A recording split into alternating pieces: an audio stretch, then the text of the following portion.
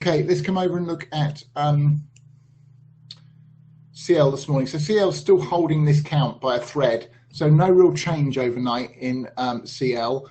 Either the low that we made earlier this week holds, then we're looking up into at least this resistance region, and ideally we're in this 5 of the C up to 77 plus area next. Take that low out and we're in the Alt 4 count.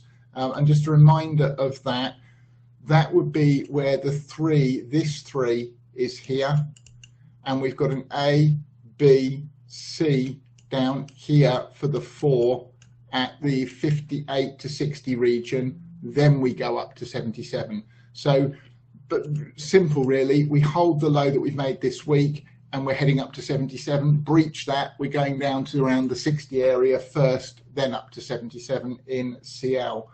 If I just bring that right down then to a 15-minute time frame, this is what we need to do. We need to get up at around the 67 area for a wave 1 up in CL this morning to prove the low in. Then we need to hold a retrace and take out the top on top of that.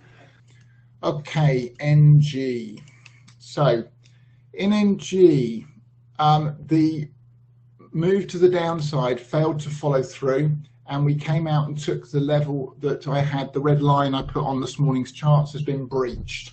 So the likelihood is that the top that we've seen is not the 2, it was the top of the 3 of C, and that what we've seen at yesterday's low was the 4, and we therefore probably are still heading up to the 3.012 level to complete this move in NG. The other possibility here, if I just take this down to an hourly time frame, so there's the breach that invalidated the count that we were looking at. The only other possibility I've got is an A, B, C for a 1 in a diagonal that's forming, A, B, C for the 2 back.